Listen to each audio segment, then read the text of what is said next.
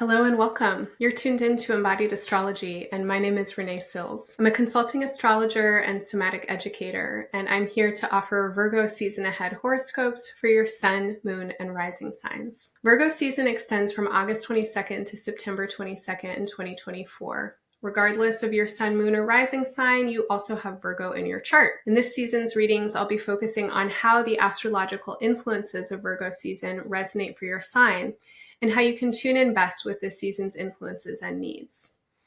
These horoscopes are focused on you, and in order to deliver what I feel are the clearest messages, for the most part, I don't get overly detailed about astrological specifics.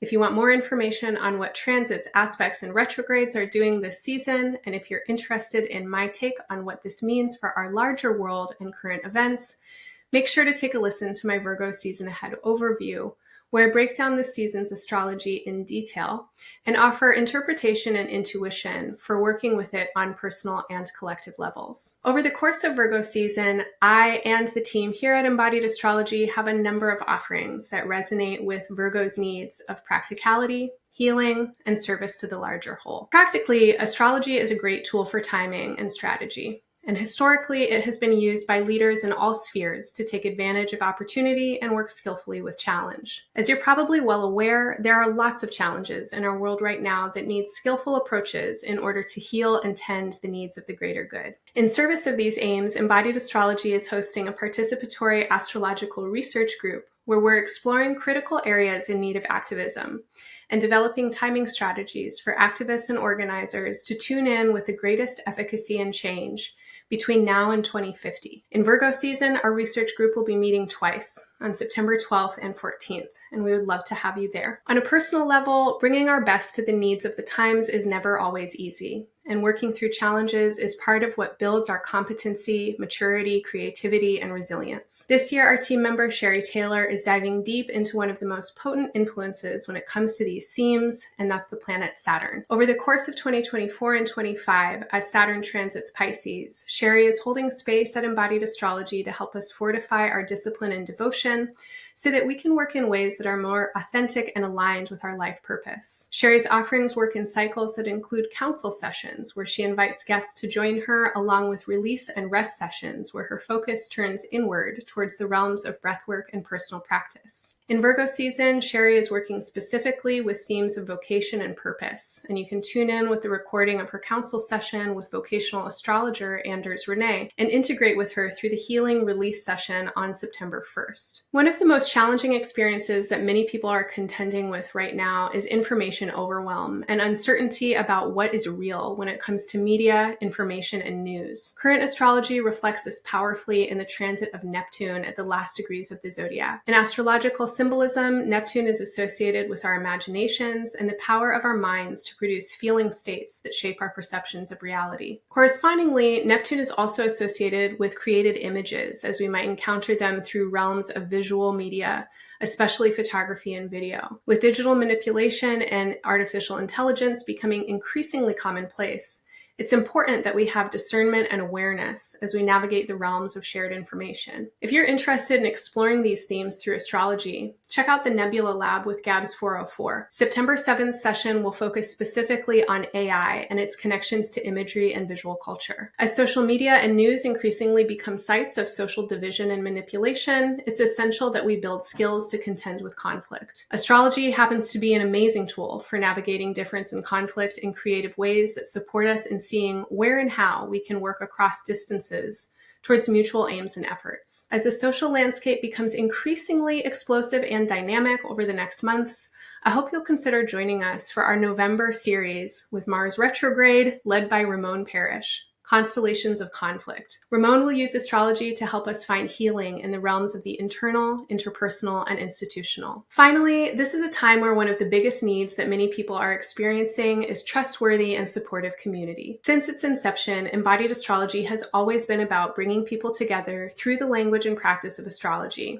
and we continue to offer nourishing and soulful communal spaces monthly and weekly. Once a month, you can join us with Janata Petrus for the Full Moon Artistic Alchemy Spaces, where she'll offer prompts and practices for working with the full moon's influences, the seasonal cycle, and your natal chart. These spaces are rich with support for sustaining through the ups and downs of life with creativity and joy. Join Janata on September 15th for the Pisces Full Moon Edition, which is sure to be an extra potent one, as that full moon is also the first lunation of this year's second season of eclipses. For weekly support, you can find me every Monday in Somatic Space, where we work with the astral influences of the week ahead through gentle and adaptive movement practices, guided meditation, breathwork, and visualization. These sessions are meant to set you up to meet the moment and cultivate mind, heart, body practices that help you align with what astrology is asking for now. Finally, for those of you ready to get offline and into dimensional space together, I hope you'll consider joining me October 24th through 27th for an on-land retreat at the Eco Dharma Center in Colorado's Rocky Mountains. Together with Ramon and Michelle Gabrieloff Parrish, we'll be exploring the intersections of astrology, embodiment, and environment. You can learn more about everything I just mentioned through the links in our show notes or at embodiedastrology.com. Last but not least, I hope that you find this work supportive, and if you do, that you will support us in turn. The best ways to do that are to subscribe, follow, like, and leave us comments, which helps our channels grow. Your one-time tips, recurring donations, and monthly memberships are so appreciated, and they sustain the production of this work. Thank you.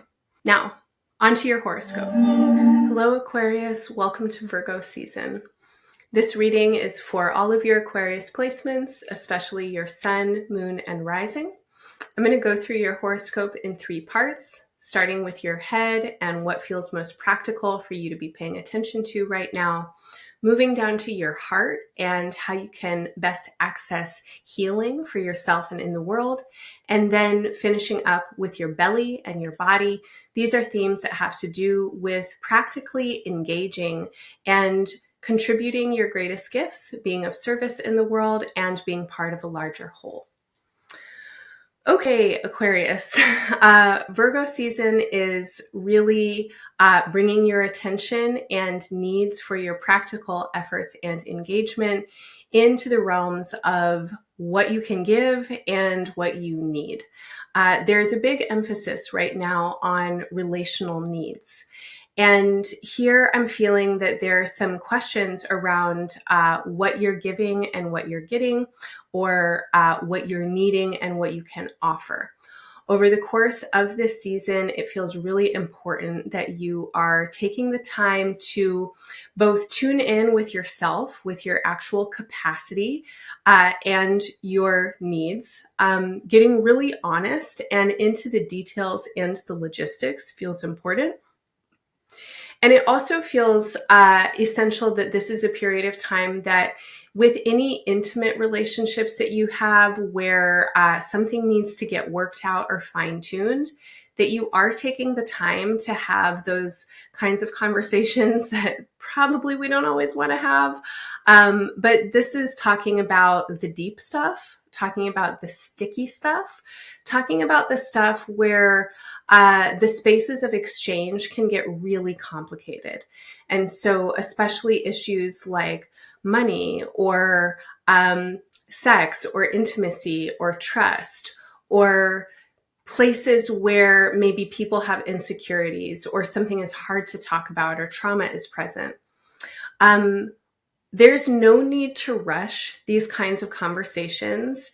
If you are available for them, they will unfold naturally. But if you know that there's something that you need to talk about, now is the time to bring it to the table. When you can meet others, and also when you can meet yourself from a place of care and I'm going to say kind of like radical acceptance, even if there are problems to work out, trying not to problematize yourself or anybody else, but really doing your best to hold a lot of grace, compassion for everybody involved, and a sense of like maturity and dignity as you approach whatever these issues are. The conversations and the negotiations are going to benefit enormously.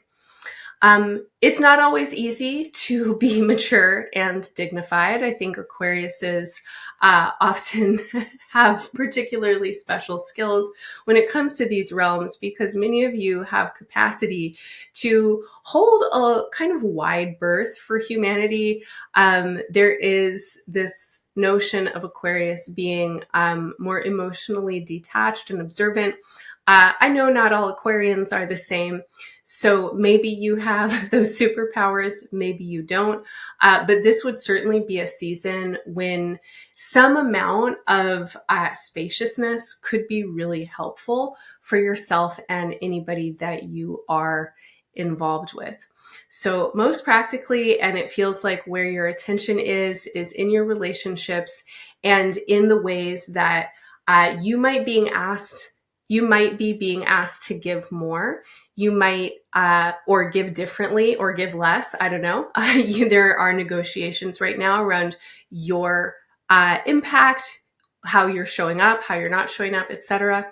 And also in reverse. So how's it going with other people? This is the time to get into it. And you're going to be rewarded for authenticity, for courage, and for honesty. If you're not honest at this time, it's going to come back and bite you in the butt in the future, because things are being set up now that feel logistic. They feel practical.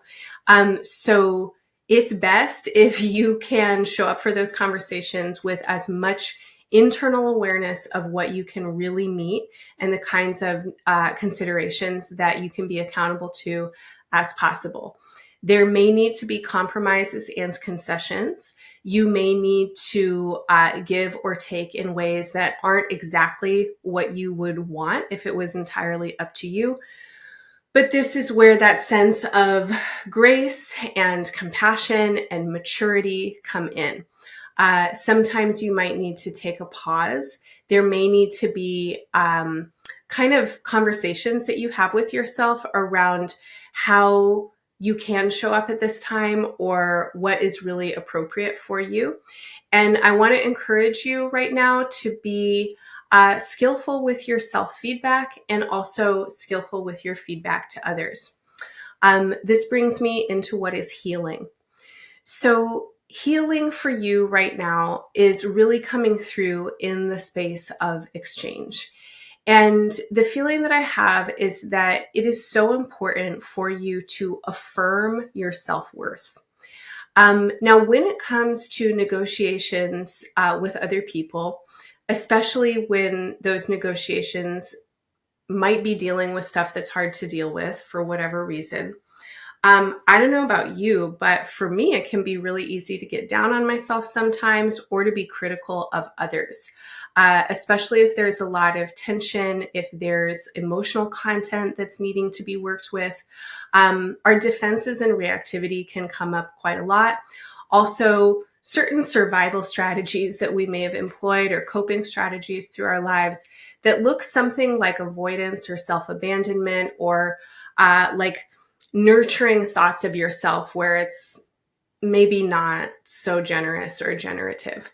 So I'm going to say that healing for you right now is happening when you affirm your sense of self-worth, when you pay attention to the places in your actions, your behaviors, your life decisions, etc., that you can look at and actually say, good job. I appreciate that I was able to show up in that way. I can see that I have a skill here. I admire my own generosity there, something like that. It's also a period of time when your healing comes from being able to absorb feedback and work with your own growth processes. And so if you know that there are ways that you're not listening to yourself in the ways that you need to, or showing up in some area of your life where you could in a different way, then now is the time for you to also kind of give yourself that talking to where you don't necessarily need to get down on yourself, and actually it's not going to help you to beat yourself up or anything like that, but where you kind of recognize in a more serious and grounded way what your values are, what you think is important and why. And when you know that something is important to you, when you understand where your values are, then you can invest in them. And when you invest in them and when you show up in ways that are aligned with your values, you have a reason to feel proud of yourself.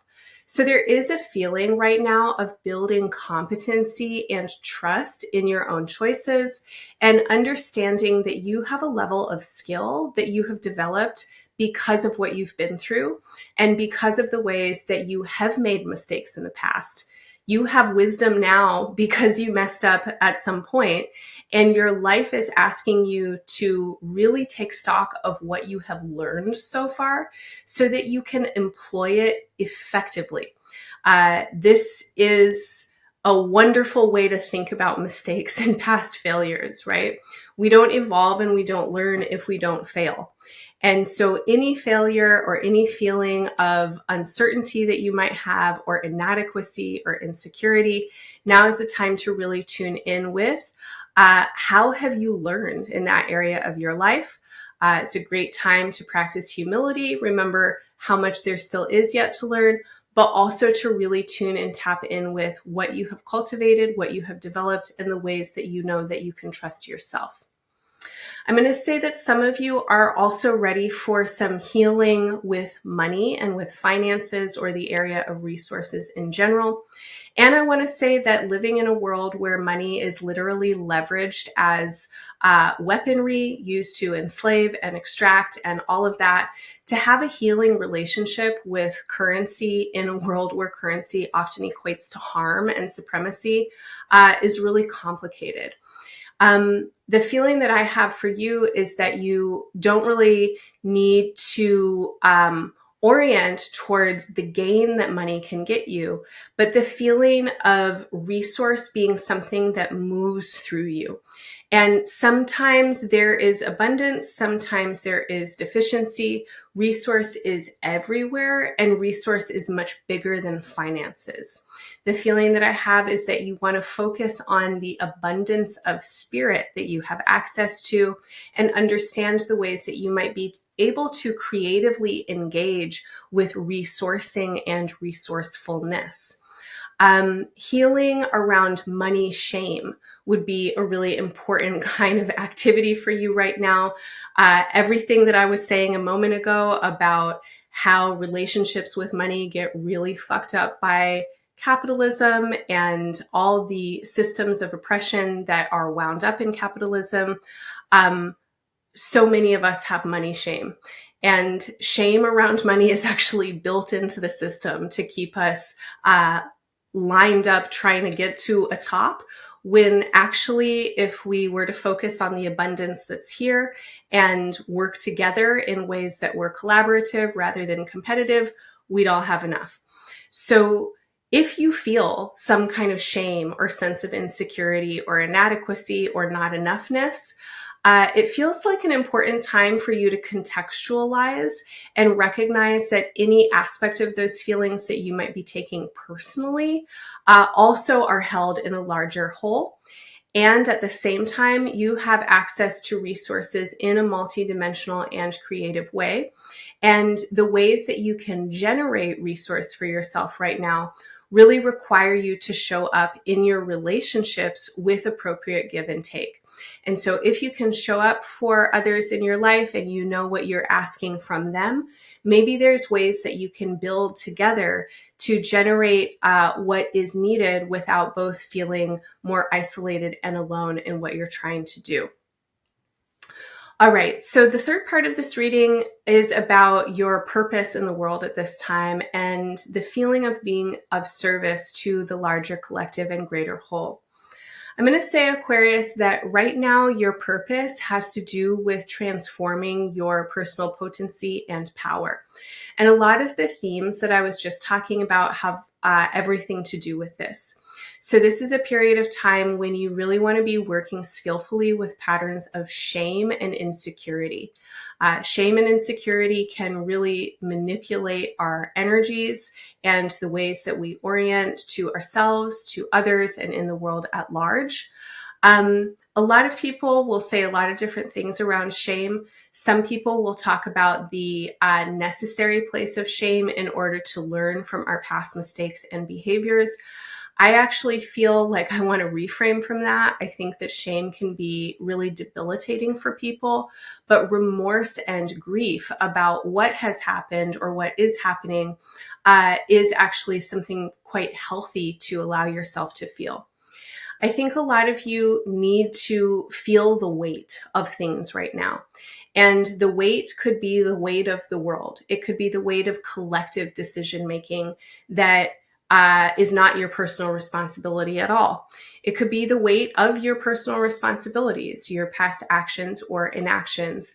But it does feel like something's coming up right now that is asking you to learn from what doesn't feel good. And in order to learn from what doesn't feel good, you actually have to let yourself feel what that is. We're living at a time when there's a lot of creativity that is emerging in spaces of grief and recognition of where things are problematic and not working. And in this way, I feel that your larger sense of purpose and your greater contributions actually come through when you can find ways to gather, collect, commune, and creatively express around the issues and the topics that feel harder to talk about. What I'm saying right now might be a bridge to what I started off talking about in this feeling that I was having about you needing to have certain conversations about stuff that's up right now. Some of you might actually want to be having conversations in larger spaces, in communal or group spaces, talking about stuff that's coming up right now, potentially in your personal lives or in the collective. There's a lot to grieve. There's a lot to feel remorse about. There's a lot to feel angry and upset about. And there's also a lot of creativity between us as we seek to shift and transform systems that move through our worlds and through our bodies in ways that contribute to harm. I think that this kind of creative approach to healing on collective, interpersonal, and institutional levels is really energizing for you right now. And in whatever way that you can approach creative, communal transformation, this would definitely be in alignment with what your chart feels like it's wanting to grow into. Over the course of Virgo season, I want to encourage you to pay attention to the new moon and the full moon. We have the Virgo new moon on September 2nd and the Pisces full moon on September 17th. The Pisces full moon is a special lunation. It's an eclipse, and it's the first of a series of eclipses that will take us through February of 2027, which will occur in the seasons of Pisces and Virgo. So this is the first one, and it's setting up a kind of evolutionary gateway or push for certain kinds of growth and movement, bringing us through early 2027. The push for movement totally corresponds with everything that I've been talking about. And for you, Aquarius, it feels like your evolutionary path right now is to really claim what is yours and what is yours to work with. Claiming what's yours feels like claiming your confidence, claiming your skills, claiming your right to be a human being. Sometimes you make a mess. You don't always do it perfectly. Everybody fails, and we need to fail in order to learn. When there's been some kind of accident or mistake or rupture, do you show up for the repair? Do you learn from your mistakes? How do you learn from your mistakes? Are you integrating the information that you got from the past in order to continue to evolve and mature in the present and moving into the future? So this is claiming what you have and claiming what's yours. What's yours is the work, and that's going to turn into what you have when you show up for the work. During this time, it is important that you work skillfully with criticism, especially self-criticism and the kinds of criticism that come through in comparison with others. It can be really tempting as we engage with projects to claim what's ours and what's ours to work with, to be pretty mean to ourselves, actually. So I want to invite you to notice if you are indulging negative self-talk, if you're telling yourself, on repeat, all the horrible mistakes that you've made and what a terrible person you are because of that. Aquarius, my friend, that's not going to help you learn and grow and evolve. We need you being kind to yourself and holding a context around why you may have made decisions in the ways that you made them at the time that you did. We need you holding grace for yourself as you consider what the residue or the impact was of those decisions. We need you loving yourself as you commit to doing something different the next time. We need you noticing where you have evolved and grown and the ways that you've committed to what you love and what's important and what your values are. We really need you noticing where there's something to celebrate and take into your own center and what you can believe in about, again, your capacities, your skills, your humanity, your unique intelligence, etc. When it comes to comparison with others, there can also be a lot of opportunities to critique out there in the world, to feel judgmental when we're trying to up level in ourselves. This will also not help you right now. Nobody is perfect, right? People are making decisions from all kinds of spaces, and we don't know why. We don't know what's going into that.